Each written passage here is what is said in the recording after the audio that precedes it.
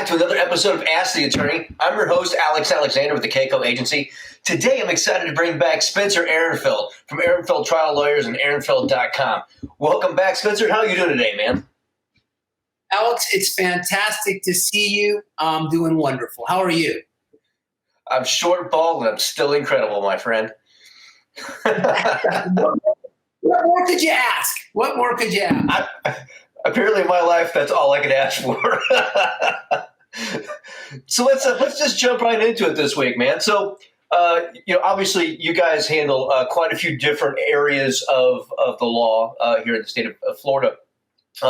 One of those things, other than maritime, I'm going to leave the maritime alone for a little bit. But one of the things that you guys are is obviously your PI, your personal injury, accident attorneys, accident lawyers, that kind of thing. And maybe one of those segments would have to do with like rideshare accident, that kind of stuff. Would you like to tell us a little bit about that? Yeah, Uber, Lyft, more and more people are using these rideshare get around. And what's different about these kinds of cases from, say, a taxi accident case is that Uber and Lyft have fantastic insurance. They have insurance that will protect people that they hit. They have insurance that will protect the passengers that are in their cars. So taking on a case where an Uber or Lyft driver is at fault for an accident will almost guarantee that the person who's injured will at least receive compensation. And Alex, that's a big difference than the typical car accident case here in Florida, because Florida doesn't require, under Florida law, that drivers and owners of cars have bodily injury coverage to protect people that the owner or driver of the car may actually injure.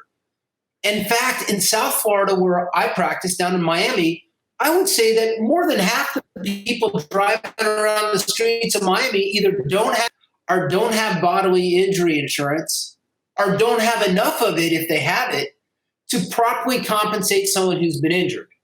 So with more and more people getting involved in Lyft and Uber accidents, either as a passenger, getting hit by them, they're in a car, they get hit by an Uber car, they're a pedestrian or a cyclist or a motorcyclist, and they get hit by a driver who's driving while employed under the course and scope of employment of Uber, they've got a case. And it requires a lawyer who knows how to unravel that stuff to make sure they get full compensation for their injuries.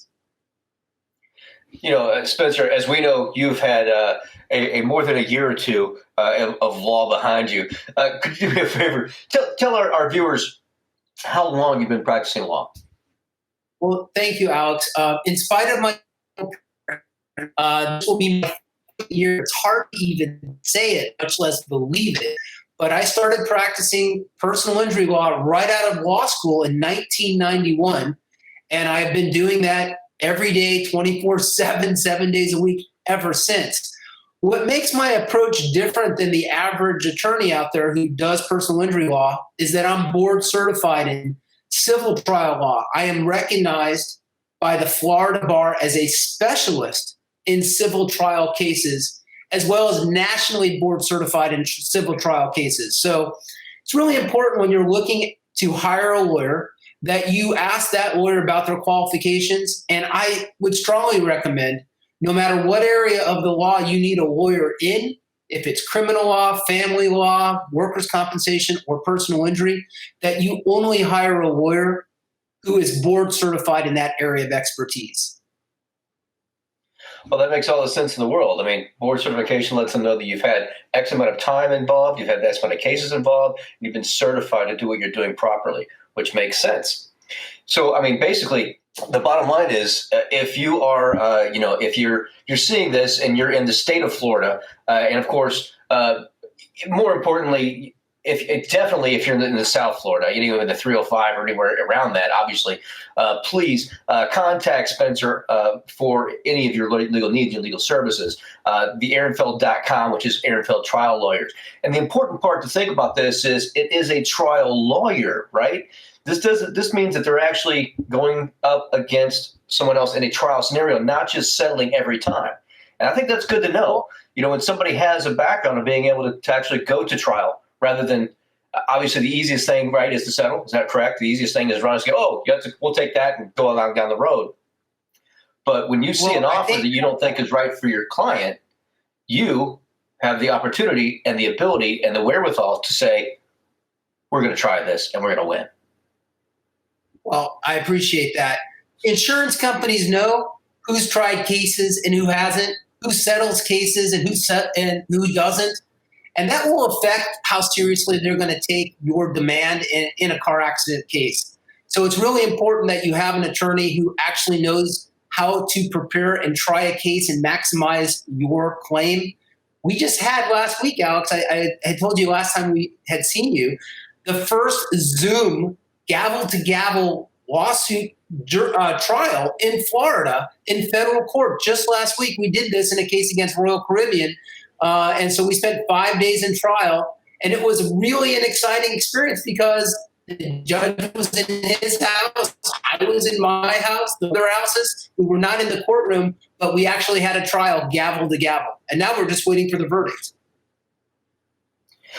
Yeah, I'm sure there's going to be some, kind of weird, wonky things about going into now. This particular trial was a bench trial, correct? Correct. We waived the right to a jury trial, and we put all of our confidence in the judge, who was serving both as judge and jury. Right. And as we go forward, I'm sure we'll be discussing these kinds of things as we go forward. But one of the really weird things is, how would you have this kind of Zoom meeting, the Zoom court case with an actual jury, right? And I don't know that that's happened yet. I'm sure it's happened somewhere, but I don't know how these are set up. Kind of taking this back a little bit, when we're looking at like The Voice right now, this is really weird, but we're watching The Voice the other night, and you're showing these screens of people watching, right? They're interacting on a screen, watching the individuals who are the contestants. And in my mind, again, I have not been in this particular scenario, but in my mind, that's how the jury trial would be set up. And I'm thinking that we would lose a lot of the ability to literally read the jury, right? And that's obviously one of the things when a person who's done many jury trials like you have that ability to, obviously, you select jurors. You have the right to select or deselect or whatever when they're being brought in. So that's one thing. But the face-to-face, the eye contact, the seeing how they respond to what's going on in the courtroom, that's going to be a really odd scenario if things are in this kind of environment. Would you agree? 100%. In fact, I like to think of myself as a jury watcher. And it's just watching them walk into the court, how they sit and glance to one side or glance to the other side, their reactions to particular evidence or rulings, when they roll their eyes, when they smile. Those things are really important. And it is difficult, but I don't think it's impossible to do this on Zoom. I think that we can watch them kind of carefully just by their expressions on the camera. But what makes me nervous is, what are they doing in their own houses? Are they on their laptops? Are they checking things on their cell phones? And those kinds of things. Are there other people in the room? Those kinds of things are what concerns me as a trial lawyer, is just controlling the environment that the jurors are in. I would hate to think that they're, watching a soap opera or something while we're in the middle of putting on a trial. And how would we stop them from doing that? No, exactly. You couldn't. I mean, basically, it's as the world wobbles, both in the courtroom and out, which is not good. All right. Well, I got to thank you, brother, for coming in again on the show. I really appreciate our time. I love our talks we have. I want to thank you all for tuning in to another episode of Ask the Attorney. If you'd like to learn more about Spencer and Aronfeld Trial Lawyers, go to iwannabuzz.com, and we'll see you next time here on Ask the Attorney. Do something good for yourself and do something good for others.